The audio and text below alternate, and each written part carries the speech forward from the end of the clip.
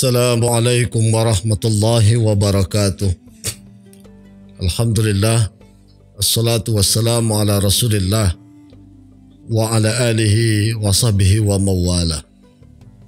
Ashhadu an la ilaha illallah wahdahu la syarika lah wa ashhadu anna Muhammadan abduhu wa rasuluh sallallahu alaihi wasallam la nabiyya ba'da. Kaum muslimin yang dimuliakan Allah Subhanahu wa taala,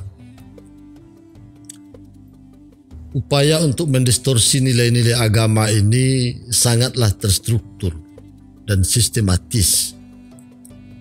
Informasi-informasi yang sampai kepada para pembelajar di zaman sekarang, khususnya informasi-informasi yang berhubungan dengan sosok Nabi Sallallahu Alaihi Wasallam, itu sangat banyak sekali terjadi perbedaan-perbedaan di situ.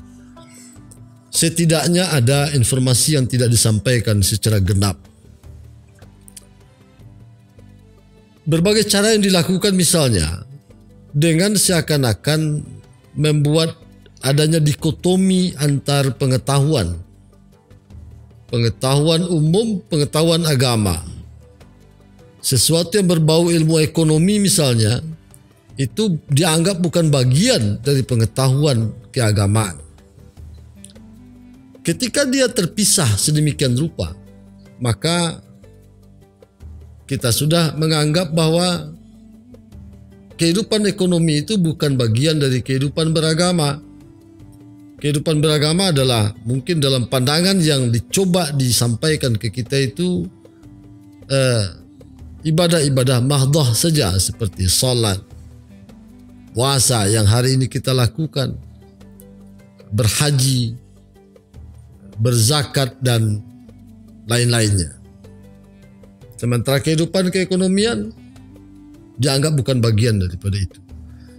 Sehingga seakan-akan seluruh kehidupan dan aktivitas Nabi yang berhubungan dengan ekonomi dianggap bukan bagian daripada hal yang perlu disampaikan.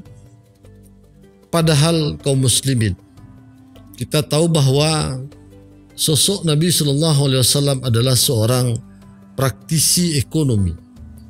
Dia adalah seorang entrepreneur yang ulu, entrepreneur yang unggul. Pada usia 17 tahun, beliau sudah membuka lapak dagangnya sendiri di kota Makkah, dan hanya beberapa waktu sesudah itu beliau mendapatkan kepercayaan yang cukup besar dari para investor-investor besar yang ada di tanah Makkah untuk berinvestasi kepada beliau, sehingga kemudian di antara salah satu investor itu adalah Khadijah yang kemudian menjadi istrinya. Kita tahu keunggulan beliau sehingga mendapatkan trust, kepercayaan itu dari para investor yang masuk karena beliau memiliki kelebihan-kelebihan. Di antara kelebihan yang beliau miliki itu adalah, pertama, sikap jujur dalam berdagang. Ya. Kejujuran yang beliau miliki itu sehingga kemudian juga menawarkan dan memberikan peluang yang besar, kesempatan yang besar bagi mitra bisnisnya, mitra dagangnya, bagi pelanggan-pelanggannya untuk menentukan pilihan apakah akan melanjutkan negosiasi, akan melanjutkan hubungan bisnis atau menghentikan sampai pada titik itu. Keterbukaan informasi atau transparansi dalam memberikan informasi yang terbuka terhadap barang dan kualitas dagang yang beliau tawarkan, itu mendatangkan kepuasan terhadap para calon dan pelanggan-pelanggan beliau. Dalam teori manajemen bisnis hari ini dikenal istilah customer satisfaction, mengutamakan kepuasan pelanggan, dan itu sudah dimiliki dan menjadi praktek dagang Nabi SAW semenjak lama. Kemudian juga service excellent, atau dalam bahasa lain adalah memberikan pelayanan yang unggul terhadap mereka yang berhubungan dan bermitra dengan beliau. Efisiensi, kemudian juga adanya persaingan yang sehat dalam dan kompetitif dalam beliau berusaha menunjukkan nilai-nilai dagang, nilai-nilai moralitas, nilai-nilai perilaku dan akhlak yang berkeunggulan beliau bawa ke dalam ranah perdagangan. Larangan mengurangi takaran atau timbangan. Larangan menawar dagangan yang sedang ditawar oleh orang lain sebagai bentuk dari persaingan usaha yang kompetitif yang hari ini bahkan diatur dalam undang-undang di berbagai negara. Itu menunjukkan kepada kita bahwa sebetulnya hari ini kesadaran muncul itu perlu diatur. Nabi sudah menunjukkan bagaimana cara yang baik jauh sebelumnya. Cuma dia terputus.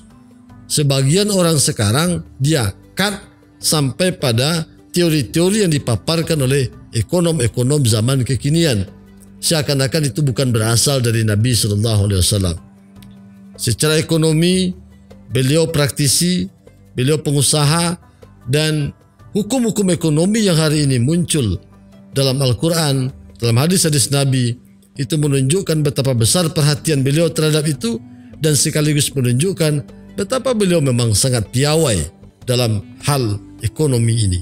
Jadi sosok Nabi adalah sosok ekonom yang unggul juga, yang ulung, praktisi ekonomi, seorang pebisnis yang dalam setiap melakukan transaksi selalu mendapatkan keuntungan yang besar dan juga dilandasi oleh nilai-nilai kejujuran. Kalau hari ini kita menganggap dan mencoba mengedepankan itu sebagai semangat Islam, tentunya orang akan melihat ternyata teori-teori modern yang ada pada hari ini berasal dari Nabi SAW. Tapi ada pihak yang berkepentingan untuk itu. Sehingga Nabi hanya diperkenalkan sebagai sosok yang membawa perintah Allah Subhanahu wa taala untuk membawa manusia kepada surga, menghindarkan daripada neraka, dan semua itu dilakukan dan ditempuh dengan cara melaksanakan ibadah-ibadah mahdah saja. Informasi lainnya tidak disampaikan, sehingga terkesanlah kemudian agama terpisah dengan dunia. Bahkan boleh jadi akan muncul pernyataan agama menjadi penghalang terbesar untuk pertumbuhan keduniaan. Itu informasi yang keliru. Belum lagi kalau kita lihat bagaimana kepemimpinan Nabi, managerial skill beliau. Kita tahu sejarah mencatat bahwa kegagalan hijrah yang pertama kali beliau lakukan dan kemudian mendapatkan tindakan-tindakan penolakan, serangan, bahkan tindakan-tindakan fisik yang menyebabkan sahabat yang mendampingi beliau menjadi luka. Kemudian beliau juga berfikir untuk tetap melakukan hijrah dari Taif yang gagal mencari tempat lain. Cuman ketika hijrah pertama dilakukan secara terbuka, maka kedua beliau melakukan dengan pendekatan-pendekatan yang lebih jauh. Mulai mendekati para tokoh, melakukan perjanjian, maka muncul Baiat Aqabah pertama dan kedua. Setelah itu, sebelum beliau juga berangkat ke Madinah, beliau mengirimkan utusan. Dan itu merupakan duta besar pertama dalam sejarah. Ya, duta besar Islam pertama. Beliau di antara sahabat-sahabat besar, sahabat-sahabat senior yang ada, justru memilih seorang anak muda yang bernama Mus'ab bin Umair untuk utusan pertama ke kota Madinah. Kenapa beliau memilih Mus'ab, bukan memilih misalnya Umar bin Khattab atau Utsman bin Affan atau Abu Bakar Siddiq sebagai sahabat-sahabat senior? Bahkan mereka juga sudah punya koneksi, punya mitra bisnis, punya rekan kerja di Madinah. Tapi justru mengutus seorang anak muda yang belum populer pada waktu itu.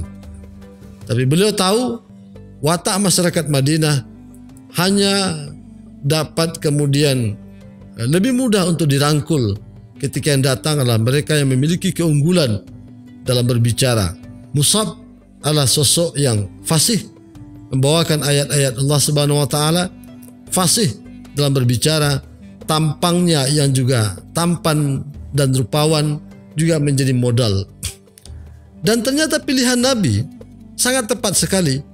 Ketika beliau hijrah dan berkunjung ke Madinah, sesudah itu beliau disambut dengan salawat Badar. Artinya apa? Nabi tidak memilih orang yang akan diangkat itu berdasarkan kedekatan, tapi berdasarkan kemampuan.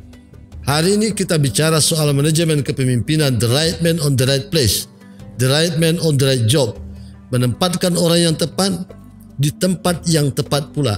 Jauh sebelumnya manajemen seperti itu sudah ada di dalam perilaku pilihan-pilihan politik Nabi SAW.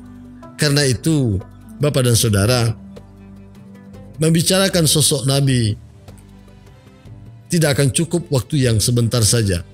Kita melihat beliau sebagai ekonom, sebagai seorang pemimpin dan negarawan, sebagai seorang panglima perang, sebagai seorang suami, sebagai seorang ayah, sebagai seorang rasul, dan lain-lain.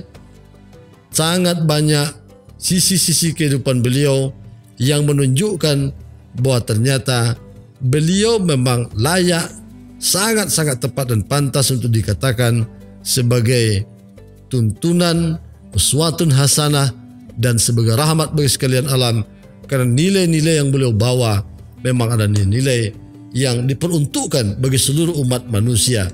Cuman saja ada terdistorsi karena ada tindakan-tindakan yang dilakukan secara sengaja untuk memangkas ajaran-ajaran tersebut sehingga tidak sampai kepada kita dan kepada semua orang secara benar. Kaum muslimin yang dimuliakan Allah Subhanahu wa taala, maka sekali lagi seperti yang kita sampaikan dari awal, melihat sosok Nabi sallallahu alaihi wasallam secara utuh, kita akan menemukan betapa banyak keunggulan-keunggulan dari beliau yang menunjukkan memang beliau merupakan sosok yang diutus untuk seluruh umat manusia secara universal, bukan hanya diutus untuk kalangan tertentu saja. Tapi akibat ada distorsi informasi, ada yang tidak disampaikan secara terus-menerus, secara terbuka dan dipotong oleh pihak-pihak tertentu sejak lama, mengakibatkan kadang-kadang muncul pula rasa tidak suka, bahkan antipati terhadap beliau. Tugas dan kewajiban kita lah kaum muslimin untuk menyampaikan kepada setiap orang bahwa Nabi SAW adalah sosok panutan, uswatun hasanah yang mesti kita ikuti, dan beliau diutus oleh Allah untuk seluruh umat manusia dengan segala keunggulan-keunggulannya, bukan seperti yang digambarkan oleh orang-orang kebanyakan yang tidak menyukai agama ini sebagai gambaran yang menakutkan.